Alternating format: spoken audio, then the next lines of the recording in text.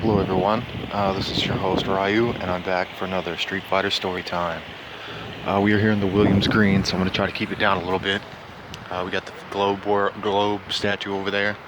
I'm going to tell you all the story of Ken and his Royal Rumble, okay? I try to keep it a little bit brief, because like I say, I'm surrounded by normies. See that? Yeah, we got a code 10, normie hot alert. Alright, we're red alert. But okay. Hope you like the waterfall. Again, we're at the Williams Green, so if y'all want to meet me out here, we can spar. We can spar in front of some normies. Okay, so this will be the story of how Ken fought Fang. He fought Fang. What were their names? It's windy, so I'm having a hard time keeping my stuff straight.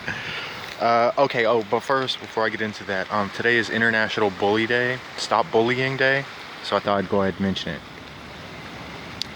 it. Because the fact is there are a lot of bullies in the world, and they don't act right.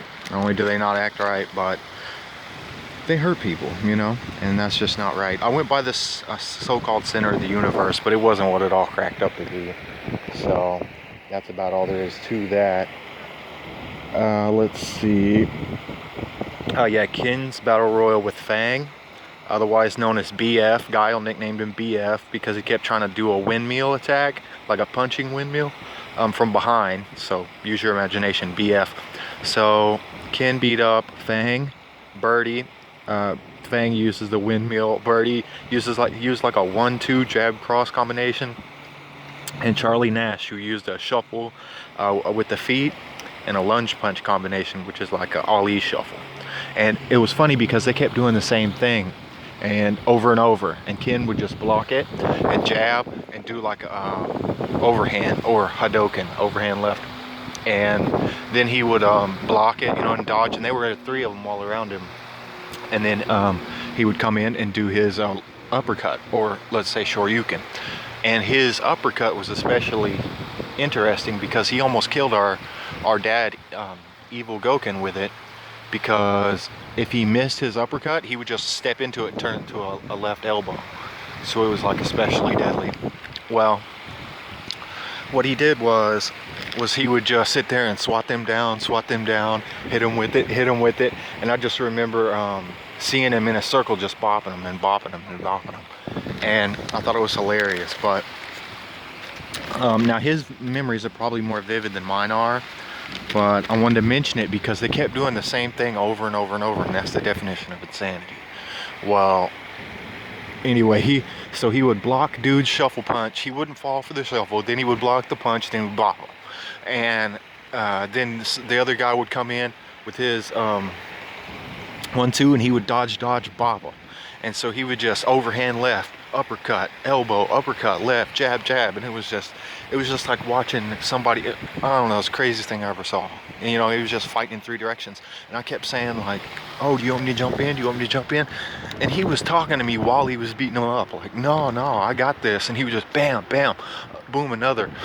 And eventually he knocked out Birdie, the fat guy who kept doing the shuffle punch thing. Or no, that was Charlie Nash doing the shuffle punch. He was the short one. Birdie kept doing the cross combination, but he ended up knocking out Birdie with the let's say his Hadoken, or overhand left, and Charlie Nash with his elbow, because he missed the uppercut and he just stepped right into it. And Charlie Nash was real short, so it just obliterated him.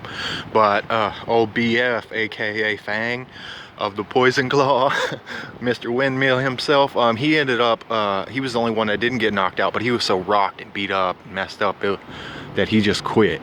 So he beat up 3 people, and I was just about to jump in whenever they started dropping like flies. But alright, Ken, I love you. I'll see you soon. Resurrection is mandatory.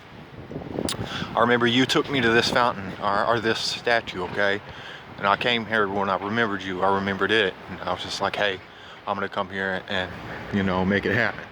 But you guys, bullies, don't come after Ken. He'll bring it to you. I'm your host, Ryu, and this has been Street Fighter Storytime. I'll leave you with Ken's final statement. I love you, Ken. All right, I've got that burning fist. I've got that, sorry. All right, I've got that burning feeling in my fists again.